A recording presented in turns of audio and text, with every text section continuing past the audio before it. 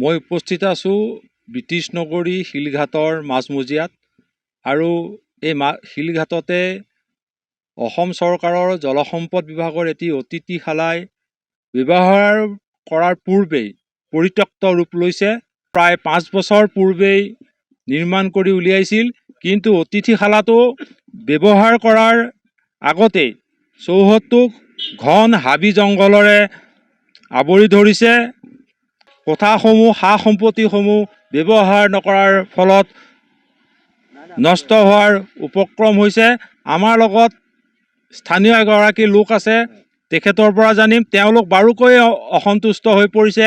এনেদৰে চৰকাৰী ধন প্ৰায় 1.5 কোটি টকা ৰাজহুৱা ধন খৰচ কৰি এনেদৰে পৰিত্যক্ত অৱস্থাত ব্যৱহাৰ নকৰাকৈ পেলাই থোৱা হৈছে এই জলসম্পদ বিভাগৰ অতিথিশালাটো।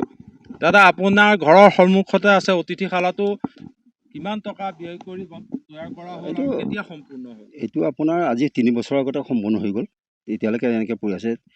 যিদিনা আপোনাৰ কেশৱ মহন্তই পীয়ুষ হাজৰিকাক ডাঙৰীয়াক চাৰ্জটো দিছিলে ৱাটাৰ ৰিচোৰ্চৰ মন্ত্ৰী হিচাপে, সেইদিনাৰ পৰা তেনেকৈ পৰি থাকিলে।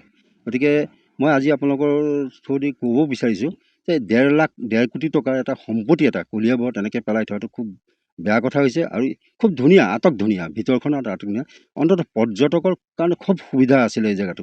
আৰু মোৰ ঘৰৰ আগফালে যিহেতু এইটো আছে, মোক প্ৰত্যেকে সোধে কি হ'ল, মই কোনো একো উত্তৰ দিব নোৱাৰোঁ। গতিকে আপোনালোকৰ আজি এই চেনেলৰ যোগেদি আপোনালোকক জনাইছোঁ, যদি বিধানসভাৰ ইলেকশ্যনৰ আগে যদি আপুনি এইটো মুকলি কৰিব পাৰে, হয়তো কলিয়াবৰ ৰাইজৰ এটা খুব ডাঙৰ হেৰি এটা হ'ব আৰু হয়তো আপোনালোকক এটা আশীৰ্বাদ দিব। গতিকে ইমানেই ক'লোঁ, আপোনালোকে অকণ মন কাণ দিব। ইয়াত হাবি জংঘলে হৈছে, এতিয়া সাপৰ বাঁহ হৈছে, খুব ডাঙৰ ডাঙৰ অজগৰ আছে ইয়াত সাপ। গতিকে আপোনাৰ দেখি থাকে, কেতিয়াবা ৰাস্তাৰ পৰা দেখিব অজগৰ সাপ বগাই আছে, এইবিলাকো দেখি থাকে। গতিকে আপোনালোকে অকণমান অন্ততঃ একদম হাবি জংঘল হৈছে, কহুৱা ফুলি খুব হেৰি হৈ আছে। গতিকে আপোনালোকে অকণমান যদি মন দিয়ে মানে খুব উপকৃত হ'ব শিলঘাটৰ ৰাইজ। নাই, এদিন আহিছিলে, যিদিনা আপোনাৰ মাজতে যিটো ভূমিকম্প হৈ গ'ল, তেতিয়া তাৰ পিছত 2জন মানুহ আহিছিলে, মই লগ ধৰিছিলোঁ। তেওঁলোকে কৈছে আপোনালোক ক'ৰ পৰা আহিছে বোলে, অমুকৰ পৰা আহিছে। তেতিয়া মই সুধিছোঁ কিহৰ কাৰণে আহিছে, কৈছে নহয় ভূমিকম্পত কিয় ভাগিছে নে কি হৈছে তাকে চাবলৈ আহিছোঁ। খুব লাজৰ কথা আৰু এইটো, তেনেকৈ ভূমিকম্প এটা হৈছে চাবলৈ আহিছে, বাকী কিন্তু তাৰ পিছত একো মানুহ নাই, পৰিচৰ্যা নাই। দুইফালে তলা, 2খন গেটত তলা লগাই থৈছে, কোনো সোমাবলৈ অসুবিধা নাই। আমাৰ ইয়াৰ ৰাইজে এনেকুৱা এটা হেৰি ভাবিছে যে এসময়ত আমি এইটো জংঘল কাটি পেলাই আমি নিজে হয়তো তলা ভাঙি আমি জংঘল কাটিবলৈ বাধ্য হ'ম।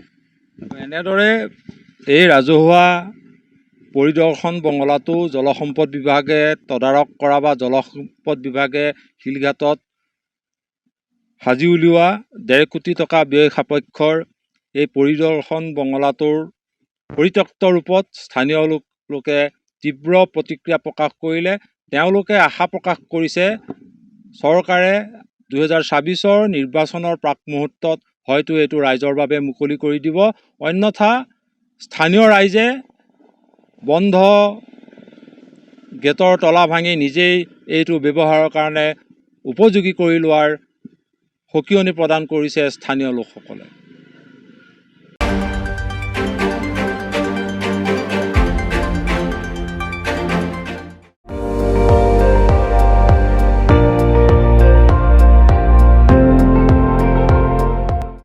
আপুনি চাই আছে ND24, সৰ্বশ্ৰেষ্ঠ নহয় সৰ্বোত্তমৰ দৌৰত।